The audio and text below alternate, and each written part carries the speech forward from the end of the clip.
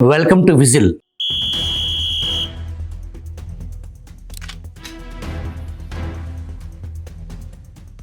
గ్రామ దేవతలు ఎవరు? ప్రాచీనులు ఈ దేవతలను ఏ విధంగా అర్థం చేసుకున్నారు? ఏ ఏ రూపాల్లో ఆరాధించారు? ఇన్ని వేల సంవత్సరాల పాటు ఒక దేవత ఎందుకు ప్రాచుర్యం పొందింది? ఇన్ని రకాల గ్రామ దేవతలుగా ఎలా మార్పు చెందారు? ఈ దేవతలను ఈ రోజుల్లో పిలిచే హిందూ మతంలో భాగమా కాదా? బాల పేరంటాళ్ళు అంటే ఎవరు?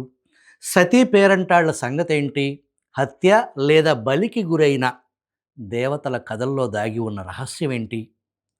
వారికి గ్రామదేవతలకు సంబంధం ఏంటి? వీరి కథలు గాథలు సమాజంలో ఉన్న హెచ్చుతగ్గులు ఏ విధంగా సూచిస్తున్నాయి?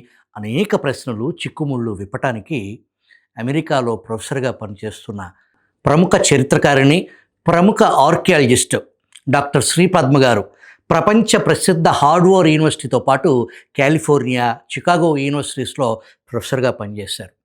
ఆక్స్ఫర్డ్ యూనివర్సిటీ వారిచే ప్రచురించబడిన vicissitudes of the goddess reconstruction of the grama devata in India's religious traditions పుస్తకం తెలుగు అనువాదం చేశారు.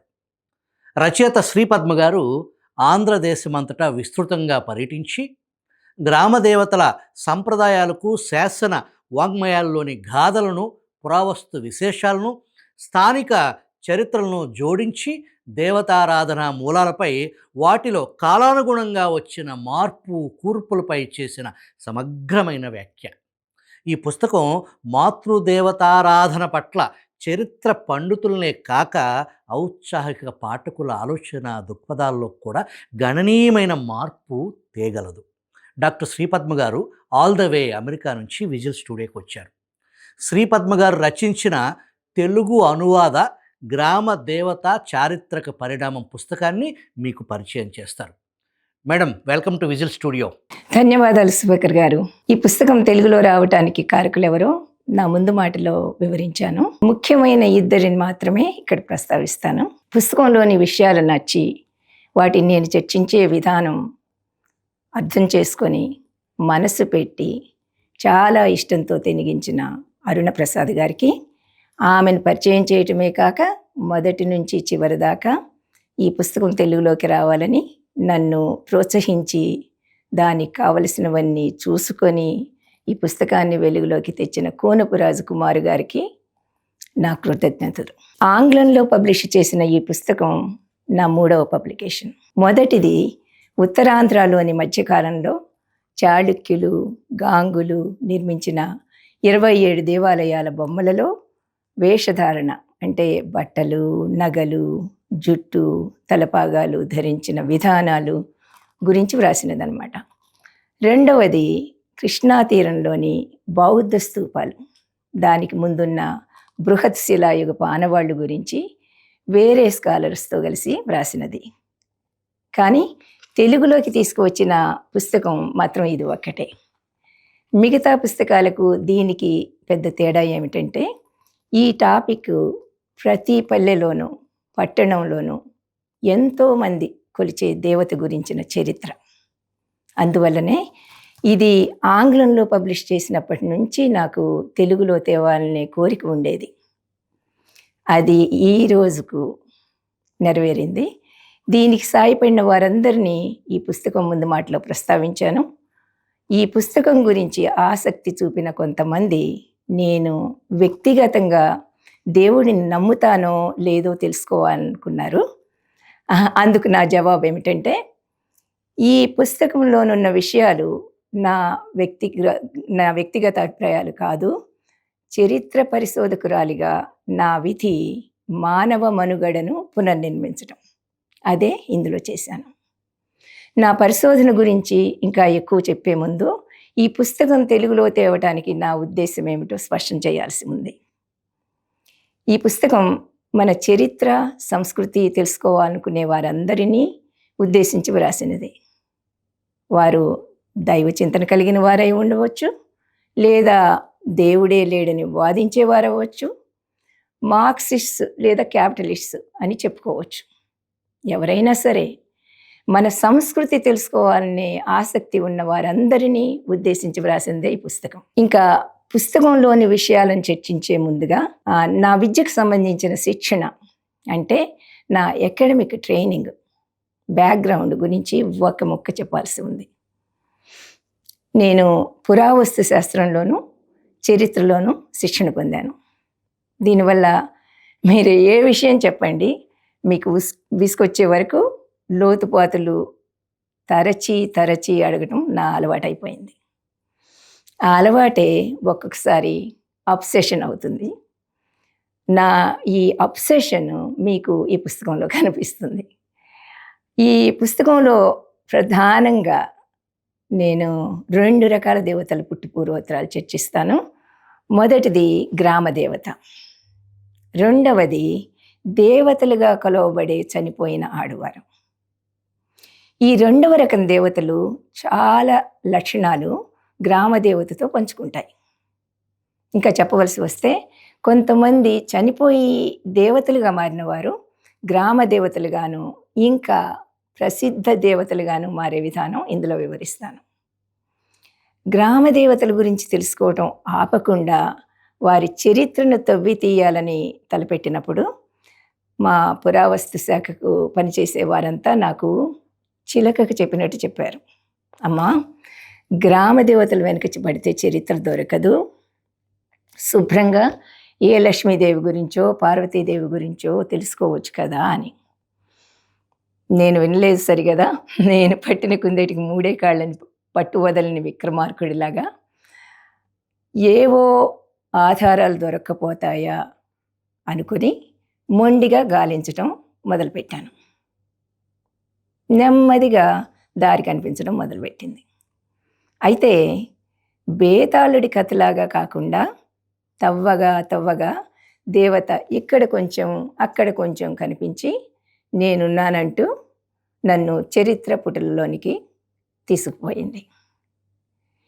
ఆ పుటల లోతులు తరిచిన కొద్దీ నాకు ఎన్నో ఆశ్చర్యకరమైన విషయాలు తెలిసాయి. నేను మొదలుపెట్టిన వెతుకులాట అంత లోతులకు తీసుకుపోతుందని నేను అనుకోలేదు. ఈ రీసెర్చ్లో బౌద్ధం, జైనం, శైవం, వైష్ణవం గురించి రాయాల్సి వస్తుందని అసలు అనుకోలేదు. బ్రాహ్మణ దేవతలుగా చలామణి అయ్యే లక్ష్మీ, సరస్వతి, పార్వతుల మూలాలు తట్టి నా పురావస్తు శాఖ స్నేహితులు సలహా కూడా పాటిస్తున్నానన్న అనుమానమే రాలేదు. ఈ పుస్తకంలో వ్రాసిన వారి ప్రకారం ఆలోచిస్తే ఆ శక్తి లేక దేవత ఈ రకంగా అన్నదని చెప్పవచ్చు. నేను ఇప్పుడు ఇక్కడ మీతో పూజలు అందుకోవటమే కాదు, మానవ మనుగడ మొదలుపెట్టినప్పటి నుంచి మీతోనే ఉండి అన్ని మతాల్లోనూ కనిపిస్తూ ఉండే ఆ సర్వవ్యాపిని నేనే అని ఆ శక్తి చెప్పినట్లయింది. నిజానికి ఒక పనిలో మనం ఒక్కరమే విజయం సాధించాలనుకుంటే ఎన్ని పరిస్థితులు దానికి తోడ్పడ్డాయో మర్చిపోయినట్లే. ఈ ప్రపంచంలో ప్రతిదీ ఒకదానికి ఇంకొకటి కనెక్ట్ అయ్యే ఉంటుంది. నాకు ఈ పుస్తక పరిశోధనను నా పుస్తక పరిశోధనను ఈ విధంగా వర్ణించవచ్చు.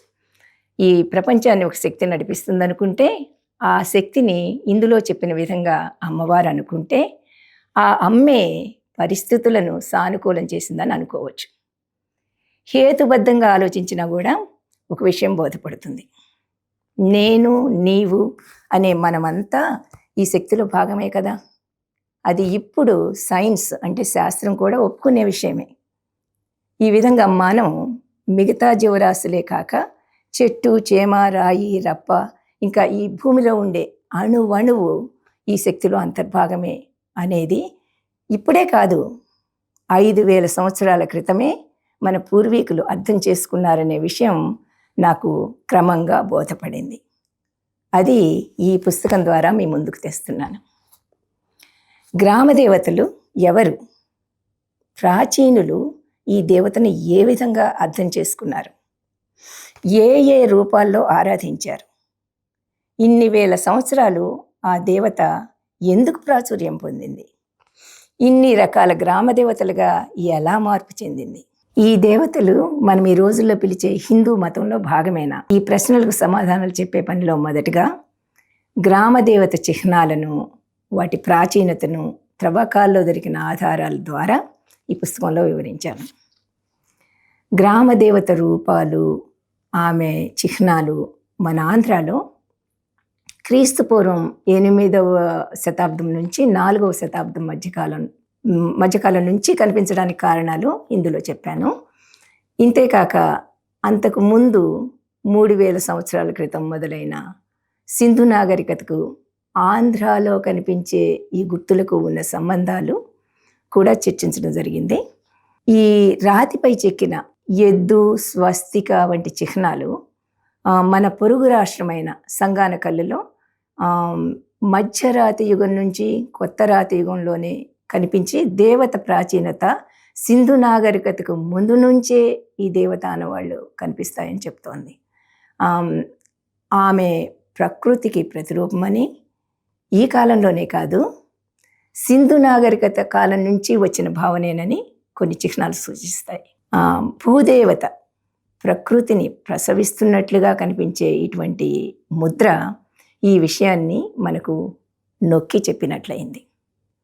అంతేకాక అమ్మవారిని భూదేవిగా భావించడం కూడా సింధు నాగరికత నుంచి మొదలై వేదకాలంలోనూ ఆ తర్వాత ఇప్పటి వరకు కొనసాగిన వైనం ఇందులో వివరిస్తాను. మన అవసరాలు మారుతూ వస్తుంటే దేవత స్వరూపం, కొన్ని లక్షణాలు కూడా ఏ విధంగా చేర్పులు మార్పులు చెందుతాయో ఈ పుస్తకంలో ఉదాహరణల ద్వారా వివరిస్తాను. అంతేకాక దేవత గుర్తులు కొన్ని కాలక్రమేణా మానుష రూపాన్ని సంతరించుకోవడం కూడా ఇందులో తెలియజేస్తాను. ఉదాహరణకు ఆమె ఉదరాన్ని ప్రతిబింబించే ఘటం అంటే కుండ క్రమంగా ప్రసవించే దేవత రూపాన్ని తీసుకున్న విధానాన్ని ఇందులో పొందుపరిచాను. ఒక్కొక్కసారి దేవత గుర్తులు 2 అంతకంటే ఎక్కువే కలిసి మానుష రూపం తీసుకున్న విధానం కూడా మనకి ఈ పుస్తకంలో కనిపిస్తుంది. అందుకు ఉదాహరణల ద్వారా వివరించడం జరిగింది. పద్మం ఆమె తలగాను ఉండి ఇప్పటికీ కొన్ని దేవాలయాల్లో పూజలు అందుకోవడం కూడా కనిపిస్తుంది. అదేవిధంగా దేవత చిహ్నాలు రకరకాల దేవతలుగా రూపాంతరం చెందటం కూడా నేను చూపిస్తాను. నాణ్యాలు, శిల్పాల్లో చెక్కబడిన శ్రీవత్స క్రమంగా ఇరువైపులా ఏనుగులతో మొదట నగ్న రూపంలోనూ తర్వాత శ్రీలక్ష్మిగాను మారటం కూడా క్రమం ఏమిటో ఇందులో వివరిస్తాను. ఇదే తీరులో ఆ దేవత ఎద్దుతో మొదట నగ్నంగాను తర్వాత కాలంలో క్రమంగా పార్వతిగాను రూపాంతరం చెందటం చూపిస్తాను. ఈ దేవత గుర్తులు చెట్టు, పాములు, చక్రం, శ్రీవత్స మొదలైనవి వేరే మతాలు కలుపుకున్న వైనం కూడా ఇందులో వివరించాను. తర్వాత కాలంలో వచ్చిన బౌద్ధం, జైనం, తర్వాత శైవం, ఇంకా తర్వాత వైష్ణవం ఈ దేవత గుర్తులను తమవిగా చేసుకున్న విధానం ఇందులో వివరించడం జరిగింది. ఈ గుర్తులు ఏ విధంగా మానవ రూపంలో మొదట నగ్న దేవతగా పరివర్తన చెంది తర్వాత ఆయా మతాల్లో పార్వతి, లక్ష్మి, సరస్వతిగా చూపబడ్డాయో శిల్పాల ఆధారం చేసుకొని వాటి రూపురేఖలు మారిన వైనం ఇందులో వివరిస్తాను. బౌద్ధులు, జైనులు ఈ దేవతను ఫలప్రదాయనిగానే చూపించినప్పటికీ అంటే అన్ని జీవజాలానికి అన్నిటికీ ఆమె ప్రసవించినట్టుగానే కాకుండా జైన దేవతగా కానీ బౌద్ధ దేవతగా కానీ కూడా మానుష రూపంలో కనిపిస్తుంది. ఒక ప్రక్కన ఈ మతాలు దేవతను 2వ స్థానంలో కొలిస్తే ఇంకొక ప్రక్క ఈ దేవత సర్వస్వతంత్ర బ్రాహ్మణ దేవతగా కూడా రూపాంతరం చెందుతుంది. అది మనకు 5వ శతాబ్దం దేవీ మహాత్మ్యంలో చెప్పబడింది. దేవతను ఈ విధంగా గుర్తించవలసిన పరిస్థితులను ఇందులో విపులంగా చర్చించాను. ఈ పరిణామంలో భాగంగా ఆమె ఇప్పటికీ కొన్ని చోట్ల నగ్నదేవతగా కొలవబడటం కనిపిస్తుంది అని వివరిస్తాను. ఆమె ఎక్కువగా కాళీ, దుర్గా రూపాల్లో పూజలు అందుకుంటున్నది. ఈ పుస్తకంలో ఆఖరున్న 3 అధ్యాయాలు మాత్రం 2వ రకం దేవతలకు కేటాయింపబడ్డాయి. నేను మొదట చెప్పిన విధంగా ఈ 2వ రకం దేవతలు హఠాత్తుగా చనిపోయిన లేక చంపబడ్డ ఆడవారు. ఈ విధంగా అసహజమైన చావు వీరికి దైవత్వం తెచ్చిపెట్టడానికి కారణాలు ఏమిటో ఈ అధ్యాయాల్లో చర్చించడం జరిగింది. వయస్సును బట్టి, వారి సామాజిక స్థితిని బట్టి చనిపోయిన విధానాన్ని బట్టి వీరిని 3 రకాలుగా విభజించి 3 అధ్యాయాల్లో చర్చించడం జరిగింది. వీరు బాల పేరెంటాళ్ళు, సతీ పేరెంటాళ్ళు, హత్య లేదా బలికి గురువైన వారు 3వ రకం. ఈ దేవతల కథాకమామేషి ఏమిటి, వారికి గ్రామ దేవతలకు గల సంబంధం ఏమిటి, వీరి కథలు మన సమాజంలో ఉన్న హెచ్చుతగ్గులు ఏ విధంగా తెలుపుతాయి అనే ప్రశ్నలకు ఈ అధ్యాయాల్లో జవాబులు దొరుకుతాయి. వీరు దేవతలుగా మారిన కథలు పరిశీలిస్తే మన సమాజంలోని భేదాలు, లింగ భేదాలు, కుల భేదాలు ఎలాగ ఎత్తి చూపుతాయో కూడా మనకు అర్థమవుతుంది. ఆడవారి నుంచి ఎంతో ఆశించే సమాజం వారు చనిపోయాక శక్తి తమకు హాని చేయకుండా ఏ విధంగా ఉపయోగించుకునే ప్రయత్నం చేశారో ఇందులో వివరిస్తాను. అంతేకాక వీరికి గ్రామ దేవతలకు ఉన్న పోలికలను, వారిని కొలిచే విధానం ద్వారా చర్చిస్తాను. కొంతమంది గ్రామ దేవతలుగా పూజలు అందుకోవడం కూడా ఇందులో కనపడుతుంది మనకు. కొన్ని ఉదాహరణల ద్వారా నేను వివరిస్తాను. ముత్యాలమ్మ వంటి దేవతలు ఎన్నో గ్రామాలకు దేవతలుగా, అదేవిధంగా కొంతమంది విజయవాడ కనకదుర్గ వంటి ప్రసిద్ధ దేవతలుగా కాలక్రమేణా గుర్తింపు పొందటం ఎలా జరిగిందో కూడా ఇందులో వివరిస్తాను. ఈ విధంగా మీరు రోజు చూసే ఈ దేవతలు ఎవరో, వారి చరిత్ర ఏమిటో ఈ పుస్తకం మీకు విపులంగా వివరిస్తుందని నేను ఆశిస్తాను. ఎంతో ఓపికతో, శ్రద్ధతో ఇంతవరకు నేను చెప్పిన విషయాలు విన్నందుకు నా హృదయపూర్వక కృతజ్ఞతలు.